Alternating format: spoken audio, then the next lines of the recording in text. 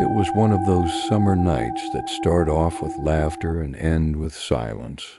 My brother and I had just left the Watershed Festival in Washington State, tired, happy, and half deaf from the music. It was past 3 a.m. when we finally got back on the road, heading west toward Portland. The sky was an empty black curtain.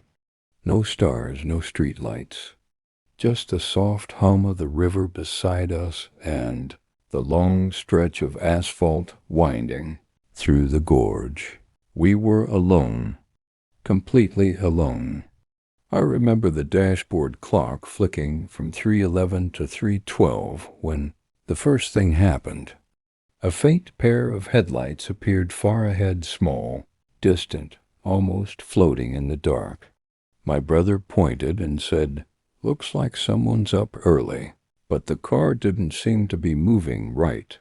When we got closer, the driver suddenly signaled and pulled completely off to the shoulder like they didn't want us near them. We exchanged a quick glance. My brother said weird, and I just shrugged. Maybe they were checking directions or falling asleep at the wheel. But as soon as we passed them, they pulled right back onto the road. Their headlights filled our rearview mirror.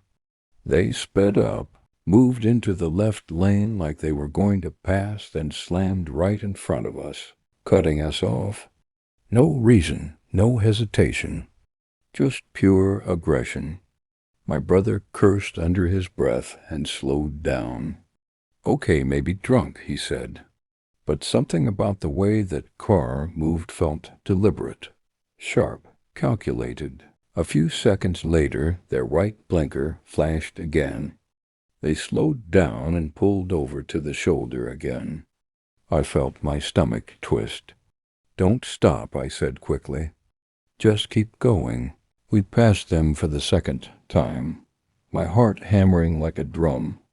And before we could even finish breathing, their headlights appeared in the mirror again. This time they didn't waste a second. They gunned it, closing the distance between us until the glare filled the car. "Okay, what the hell is their problem?" My brother muttered. He switched lanes, pressing down on the gas. I could feel the tires hum louder beneath us. Then suddenly their lights went out. Every single one. The darkness swallowed them whole. I froze. Did they just? "Yeah," my brother said quietly, eyes fixed on the mirror. They turned everything off. We were still moving fast, but I could feel that car behind us, like it was a shadow glued to our bumper. No lights, no sound, just presence. Every second stretched longer, heavier. I kept looking into the mirror, praying to see something, anything. Then, out of nowhere, their lights snapped back on. They swerved into the left lane and shot past us, their engine roaring. We both jumped in our seats.